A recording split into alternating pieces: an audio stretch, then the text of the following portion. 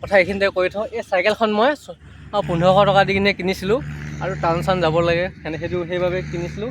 কেতিয়াবা গেছ চেছ আনিব লগা হয়। গতিকে এই চাইকেলখনে মোক যথেষ্টখিনি মানে কি বুলি কয়, চাইকেলখন থকাৰ কাৰণে যথেষ্টখিনি মোৰ হেল্পফুল হৈছে এই চাইকেলখনে। আৰু এই চাইকেলখন মই এতিয়া এৰি থৈ যাবগৈ লাগিব, গতিকে বেয়া লাগিছে। আৰু লৈ যাবতো নোৱাৰোঁ, এখন পুৰণা চাইকেল আৰু মই ৰিজাৰ্ভেশ্যনতহে যাম।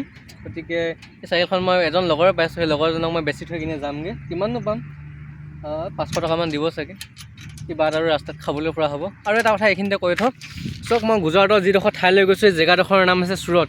সেই চুৰট ঠাইখন গুজৰাটৰ ডায়মণ্ডৰ কাৰণে বিখ্যাত, হীৰাৰ বাবে বিখ্যাত হয়। কাৰণ সেই মানে ভাৰতৰ হীৰাৰ ভিতৰত এই চুৰটৰ হীৰা যথেষ্টখিনি মূল্যৱান আৰু ভেলিউ আছে।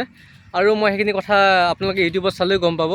আৰু চুৰটত কি টেক্সটাইলছৰ কোম্পানী আছে, কাপোৰৰ ফেক্টৰী আছে, আৰু কি বুলি কয় লগতে কাপোৰ মানে সস্তাত পোৱা যায় বহুত। গতিকে ভাবি লওঁ, চাওঁ কেতিয়াবা তাৰ পৰা যদি মই ঘৰলৈ গ'লে কাপোৰ লৈ যাব লাগিব। আৰু সেইবাবে মানে চুৰটৰ কাপোৰ মানে সস্তা বহুত, তাত ফেক্টৰী আছে। তাৰ লগতে কি হয়, জাম ইলেক্ট্ৰিক চৰি আজমেৰা ফেশ্বন নামৰ এটা হেৰি আছে, মানে মেনুফেক্সাৰিং কোম্পানী এটা আছে। তাৰ পৰা মানে আমাৰ অসমৰ বেপাৰীবিলাকে তাৰ পৰা কিনি লৈ যায়।